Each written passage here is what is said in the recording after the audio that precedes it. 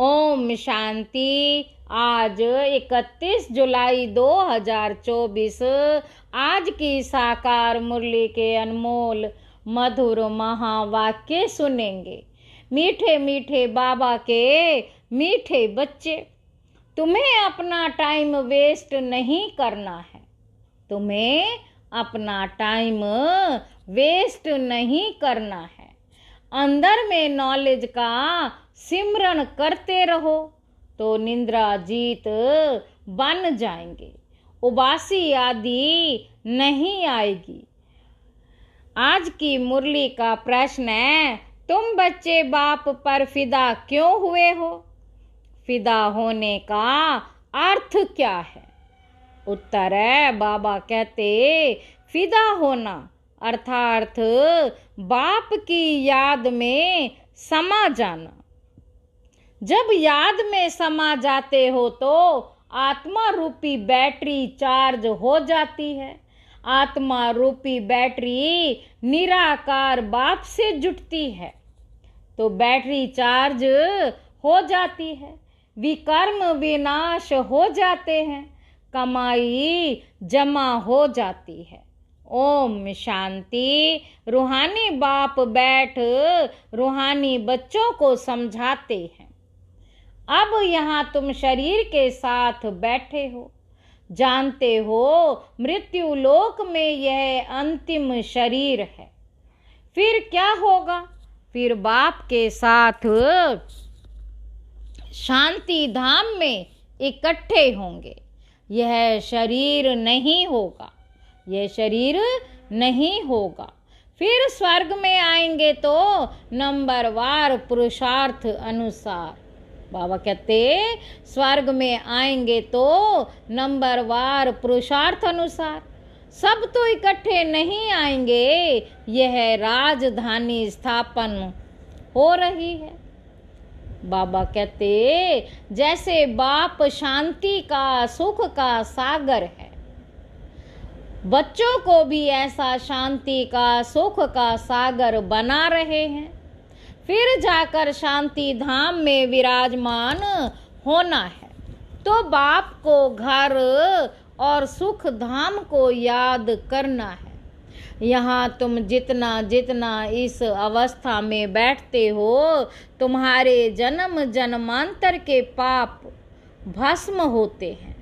इसको कहा जाता है योग अग्नि। सन्यासी कोई सर्वशक्तिमान से योग नहीं लगाते, वह तो रहने के स्थान ब्रह्मा से योग लगाते हैं। वह है तत्व योगी, ब्रह्म अथवा तत्व से योग लगाने वाले। यहाँ जीव आत्माओं का खेल होता है।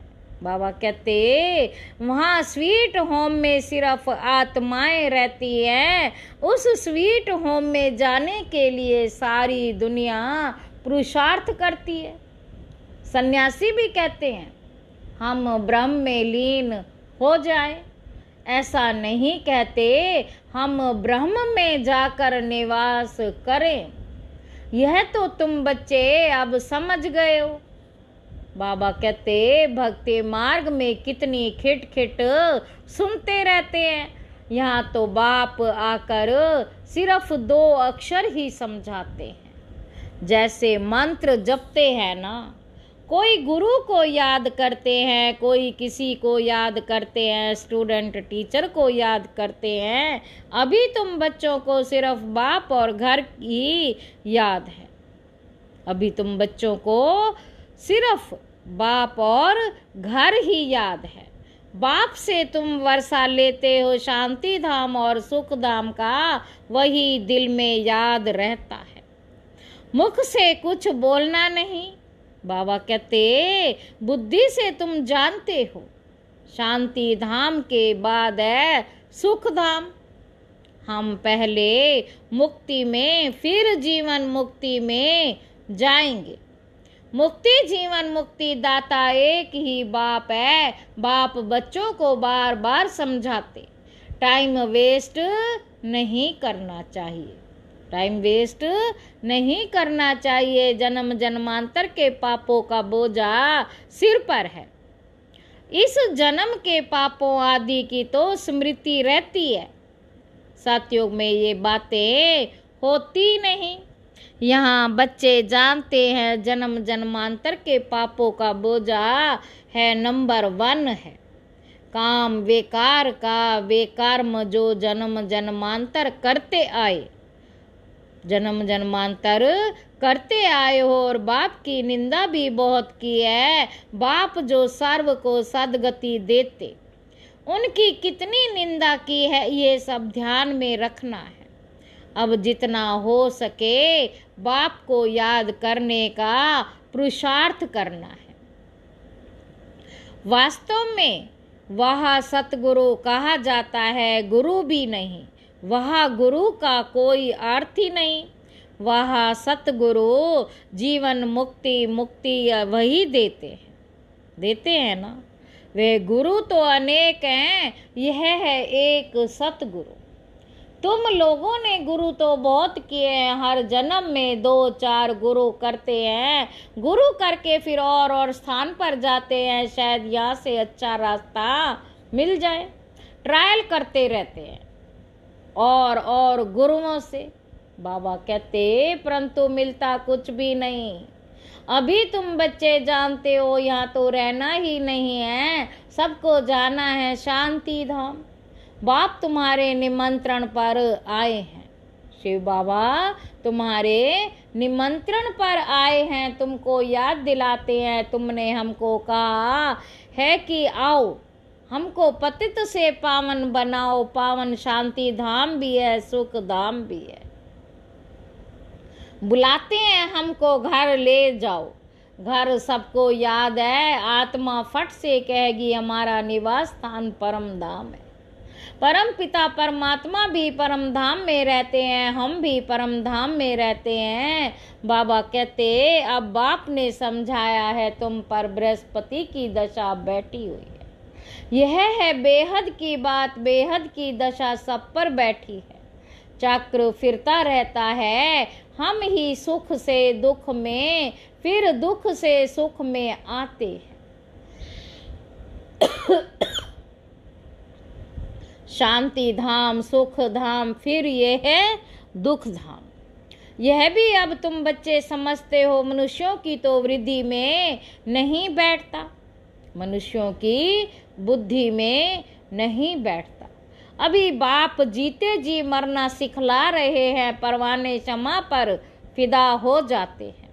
कोई उस पर आशिक को जल जाते हैं, फिदा हो जाते हैं, कोई फिर फेरी पैन चले जाते हैं। ये भी बैटरी है ना, सबका बुद्धि योग उस एक से है, निराकार बाप से। जैसे बैटरी लगी हुई है इस आत्मा के, तो बहुत नजदीक है तो बहुत सहज होता। बाप को याद करने से तुम्हारी बैटरी चार्ज होती जाती है। तुम बच्चों को थोड़ी मुश्किलात होती है, इनको सहज है, फिर भी इनको पुरुषार्थ तो करना पड़ता है। जितना तुम बच्चों को करना पड़ता है, ये जितना नजदीक है उतना फिर बोझा है, बहुत ज्ञान भी है।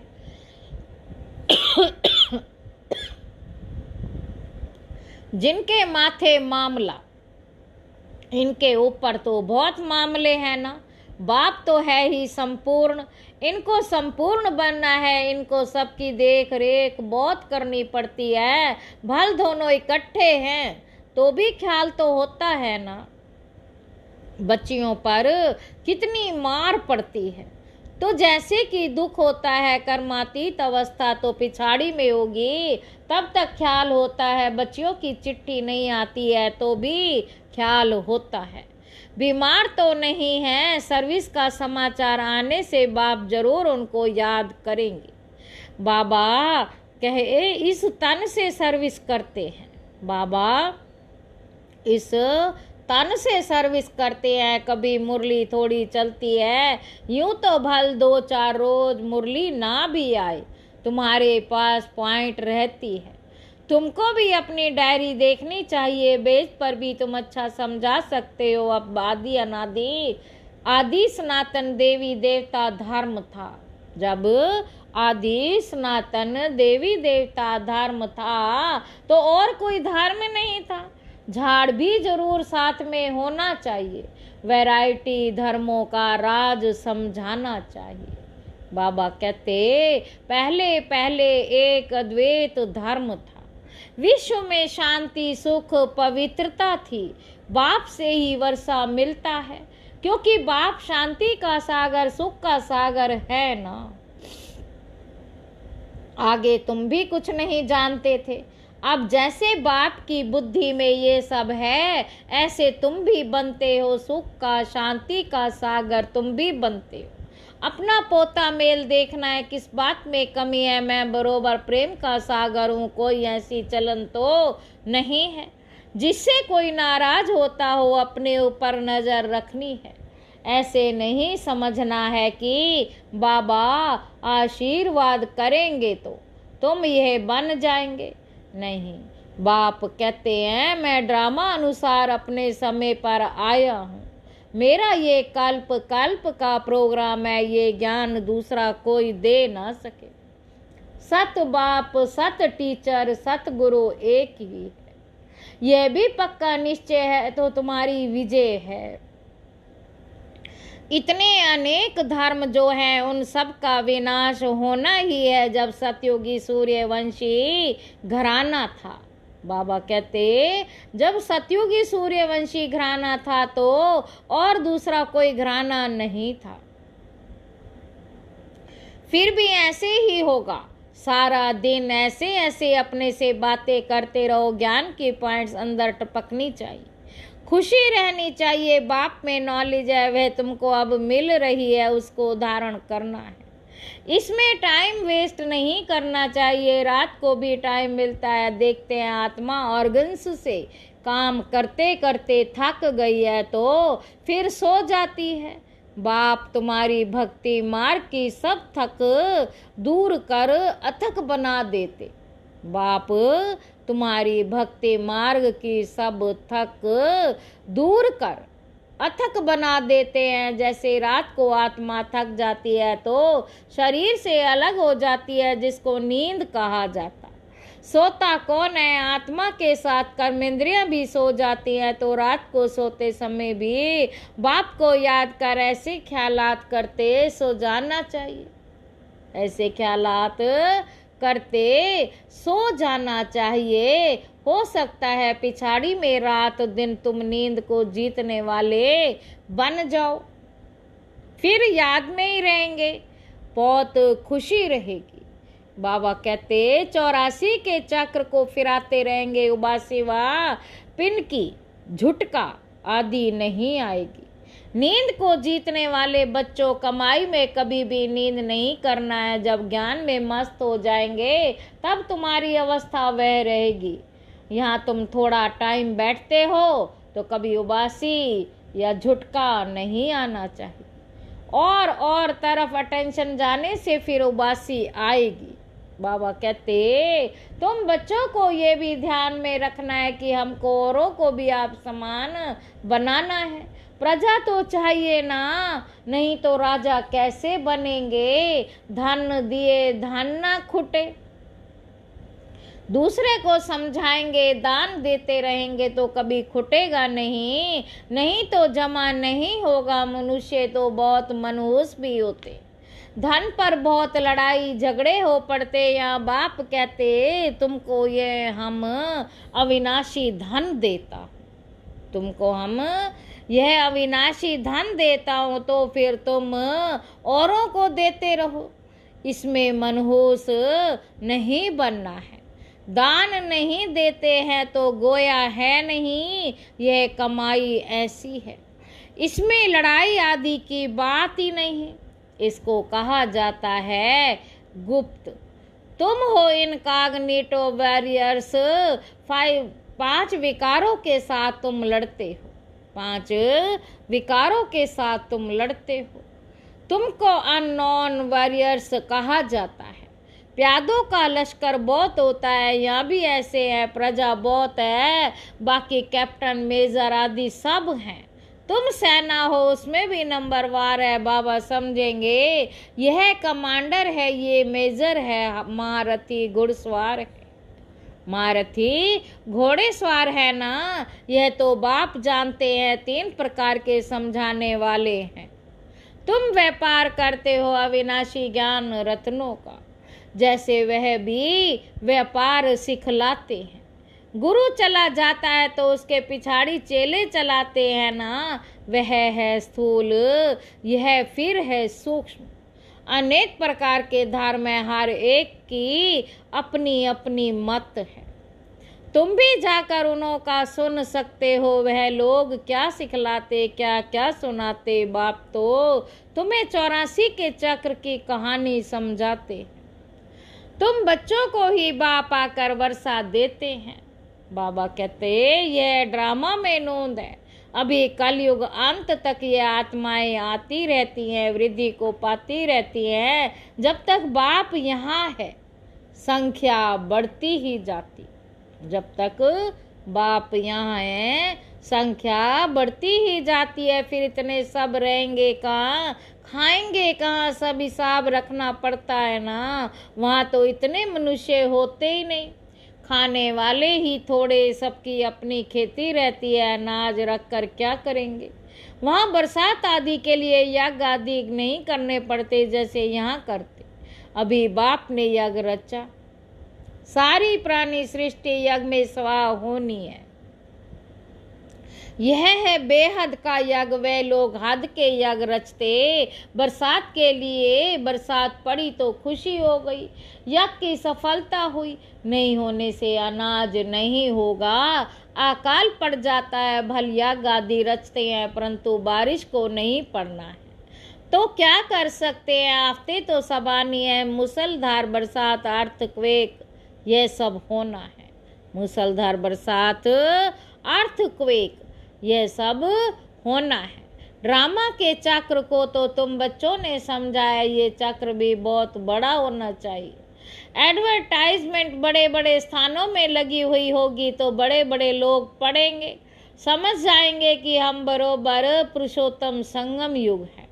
कलयुग में बहुत मनुष्य हैं, सतयुग में थोड़े मनुष्य होते हैं, तो बाकी सब इतने जरूर खत्म हो जाएंगे।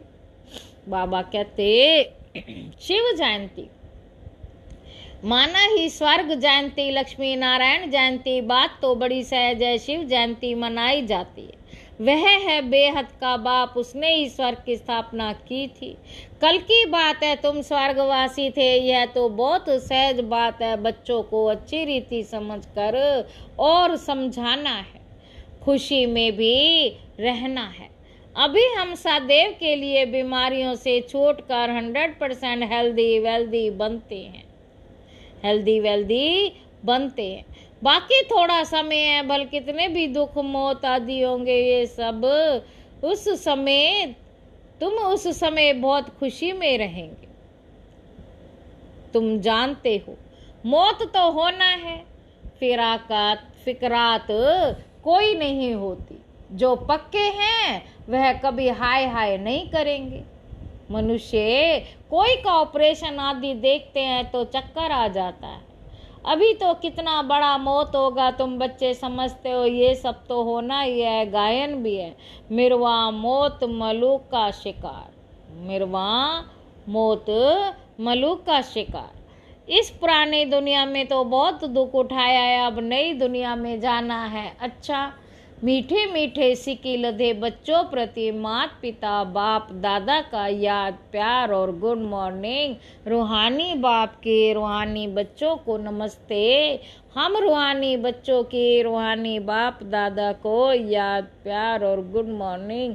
नमस्ते बाबा, नमस्ते, शुक्रिया बाबा, शुक्रिया। धारणा के लिए मुख्य सार पहला पॉइंट है, बाप से अविनाशी ज्ञान धन लेकर दूसरों को दान करना। ज्ञान दान करने में मनहूस नहीं बनना है। ज्ञान की पॉइंट्स अंदर टपकती रहे। राजा बनने के लिए प्रजा जरूर बनानी है।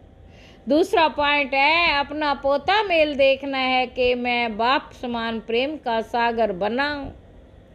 है, कभी किसी को नाराज तो नहीं करता हूँ, अपनी चाल पर पूरी नजर है।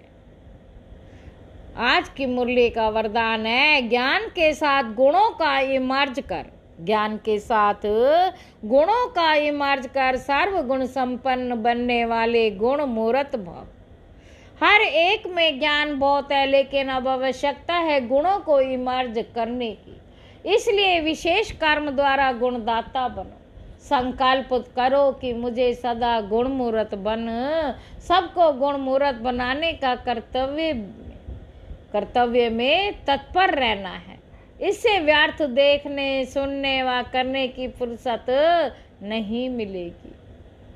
इस विधि से स्वयं की व सर्व की कमजोरियां सहज समाप्त हो जाएंगी। तो इसमें हर एक अपने को निमित्त अव्वल नंबर समझ सर्वगुण संपन्न बनने और बनाने का एग्जाम्पल बनो।